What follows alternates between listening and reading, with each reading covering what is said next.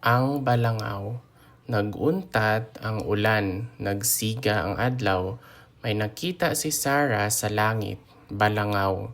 Madamo sang kolor ang balangaw. Matahom tan-awon. Nanamian siya sa mga kolor, nalipay gid si Sarah nga nakita ini. So ang balangaw is a rainbow. Naguntat ang ulan. Untat means like to stop. Naguntat is stopped. It's past tense, and then ulan is rain, so the rain stopped. Nagsiga ang adlaw. Siga means to like lighten or to rise in a way, and then an adlaw is like the sun, so the sun rose or sunrise.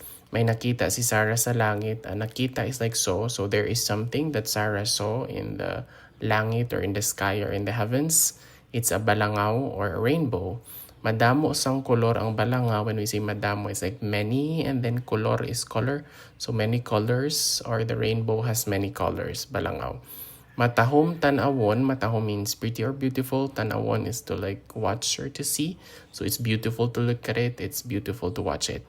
Nanamian siya sa mga kolor. Nanamian is like she liked, or namian is like.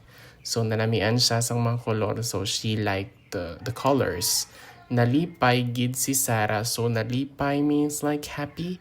Gid here is an intensifier. So very happy. Nalipay gid si Sarah nga nakita ini. Nakita is like so she's very happy to see the rainbow. Ang balangaw. Naguntat ang ulan, nagsiga ang adlaw. May nakita si Sarah sa langit, balangaw. Madamo sang kolor ang balangaw. Matahom tan-awon.